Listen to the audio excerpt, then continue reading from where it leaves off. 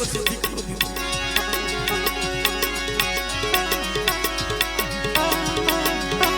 જ્યારે મને હકતડી ઊંડા માથા રમવા આવીને એક દી તો ભી ગઈ. ભલે માના કહેશે ને કે દેવીએ ખાધું નહીં, કાંઈ વાંધો નહીં, એક દી નો ખાધું ને પણ એને ઠીક કરીને ખાવું, એને છેતરવા નહોતા, નકર ખાતી જાય ભીતડી નામું નો કરતી જાય.